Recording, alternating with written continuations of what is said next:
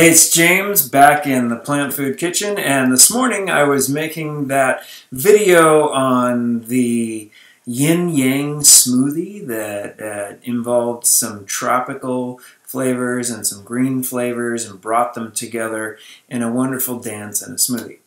Anyways, if you want to check out how to carve out efficiently a pineapple, check out that video on my YouTube.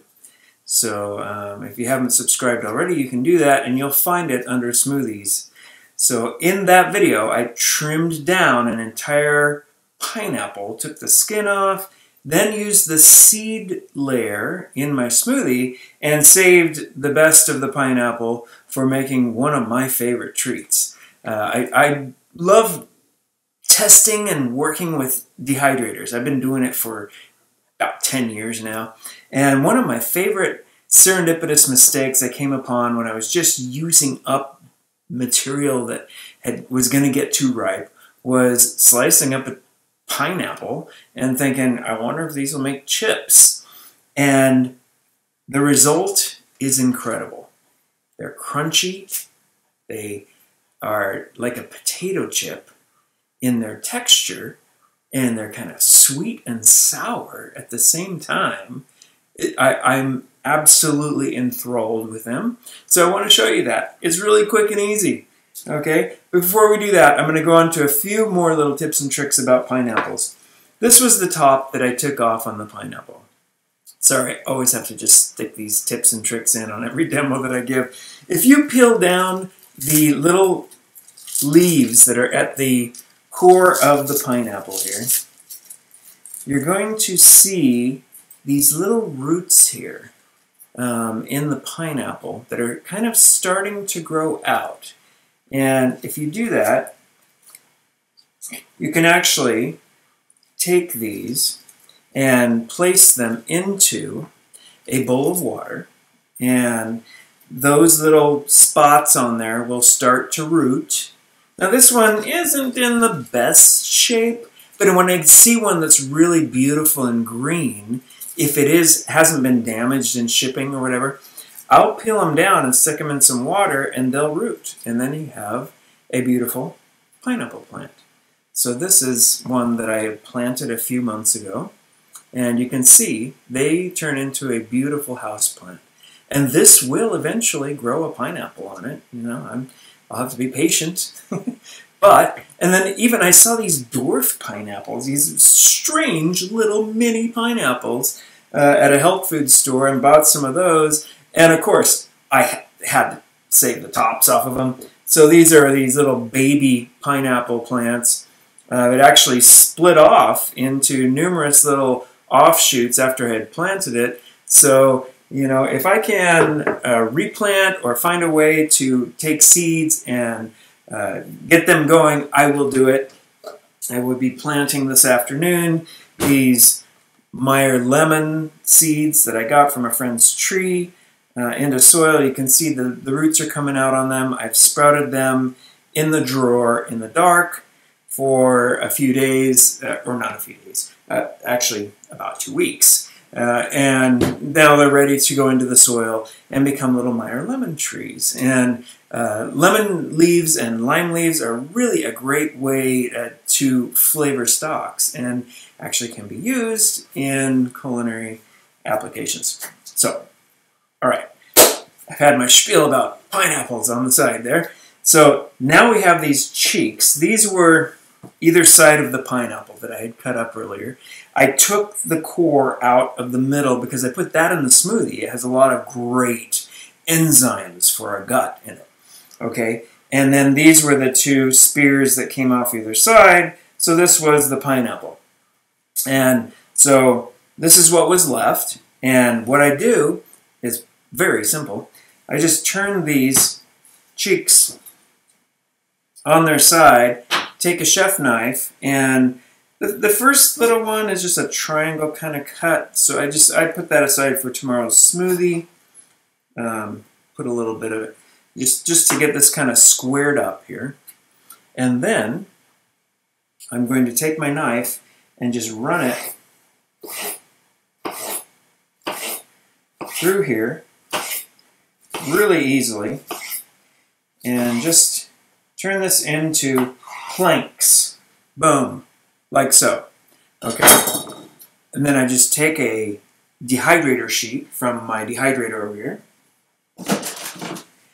and I have the non-stick sheet on there as well. You could do them on here, but they kind of get stuck in the screen on the dehydrator sheet, so I wouldn't do it that way. Now, I know the question's going to come up below, because it always does. I don't have a dehydrator. How could I make these? I've mentioned in a few videos, if you are looking to get an air fryer, look for one, like the one I have here, that is actually also a dehydrator. So you can make them in there, or you could default to using an oven. I'm sure these would work. I didn't do that. I tend to make living foods, and I teach living foods, so I'm always going to be looking for something where I can dry them out at 120 degrees or lower to hold on to the phytonutrients and vitamins and enzymes that are, especially the enzymes, that are so great in pineapple. So it's as easy as that. Then I just take these. I'm going to go onto the non-stick sheet here for the first, I'd say 3 or 4 hours. I'm just going to keep an eye on them. By the time they're nice and dry on the top, I will flip them onto, I'll put another, well, I'll show you just a second here. Let's just lay these on here. So let's say a few hours have gone by. I'm pulling this back out of the dehydrator, and I will grab another sheet with the screen on it, put it on top, flip it over, take the non-stick sheet off, and at that point, they're on this screen, because I flipped it. They go back in the dehydrator, and just keep going overnight. This is a great thing to start the day before. Let the dehydrator run overnight, anywhere between 115 to 120, until they're nice and crisp, like this. A few variations here. They're just sweet, dried, crispy pineapple if you just do them like this. But I like the sweet and sour nature of pineapple, but I also like sweet, sour, and salty together. It's a nice trifecta that in the chefing world we kind of love the flavor of. So I'm going to use some salt. I don't use a lot of salt on different things, but in this case, it makes it more like a potato chip. So if you want to take it down that path, go ahead and add a little bit of salt. I always choose healthy salts.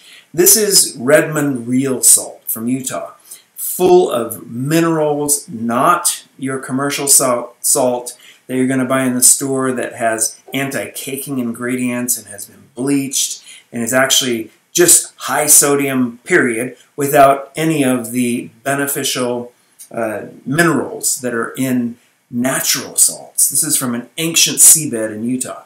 Anyway, so a little information on salt there, and just take and just lightly sprinkle. You don't have to put a lot, and remember, everything gets concentrated in the dehydrator, so don't get carried away.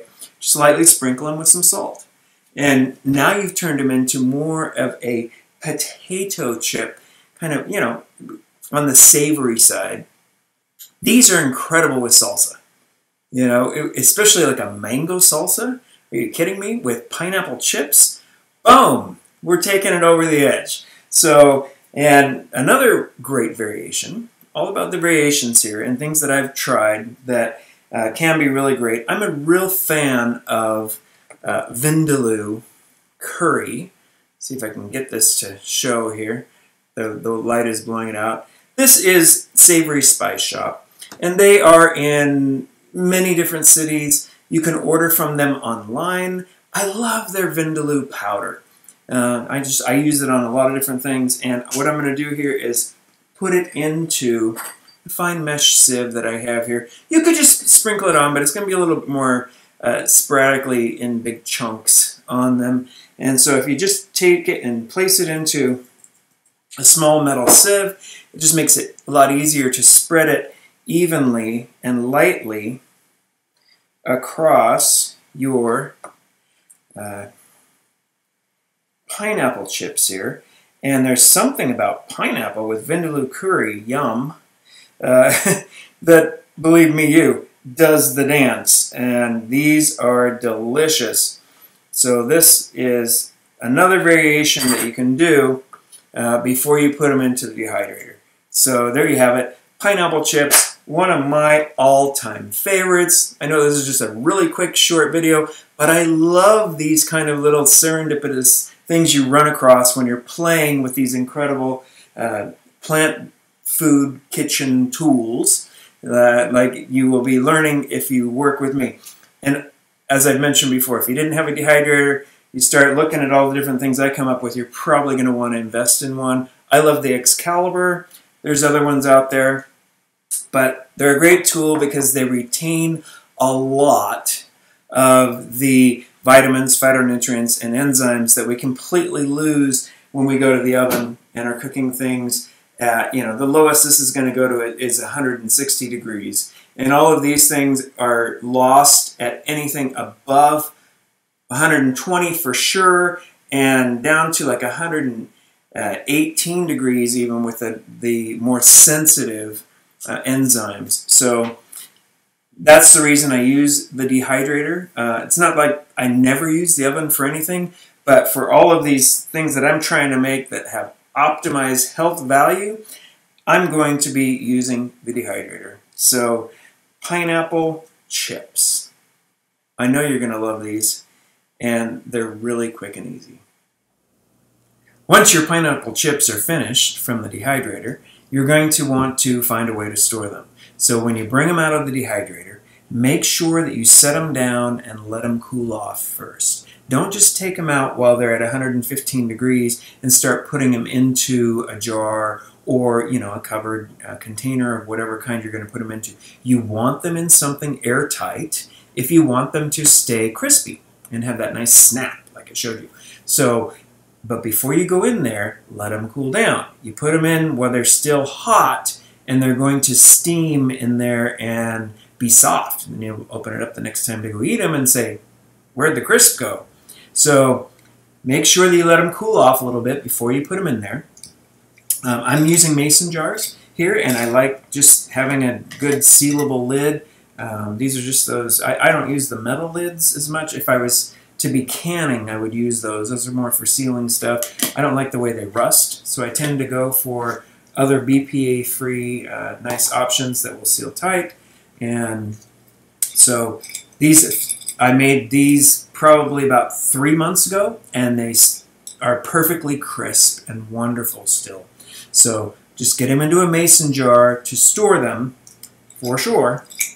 So if you love all these tips I'm giving you, these little tricks that I've learned through a decade of playing in the plant food kitchen and playing around with dehydrators and Vitamixes and Cuisinarts and just all the different tools that would come together to make a plant-based healthy lifestyle, hit like and subscribe down below for sure, and follow along because I'm going to be sharing lots of plant food kitchen hacks. I love them, and believe me, I collect them, and I have folders filled with them. I actually have 4 pages filled with hacks that I can just put out as ebooks or create little videos on that will up your game in the plant food kitchen. So if you'd like to know more about plant food health, plant food kitchen, plant food lifestyle, email me at plantfoodchef@gmail.com. I'm putting together a list, and there will be many different workshops, mini courses, and or larger term culinary studies with me that you can take part in. So, and we're going to be going into a new realm of teaching live, not just going on to some website where you watch a demo and then you go and make the food later in your kitchen. I want to make it with you. I want to interact with you. I want to hear your questions. I want it to be like you had traveled to Living Like Culinary, where I was the lead instructor for over 7 years. And I'm going to bring that right to your kitchen, and we're going to have some fun together. So let me know if you want to get involved, and shoot out an email to the Plant Food Chef.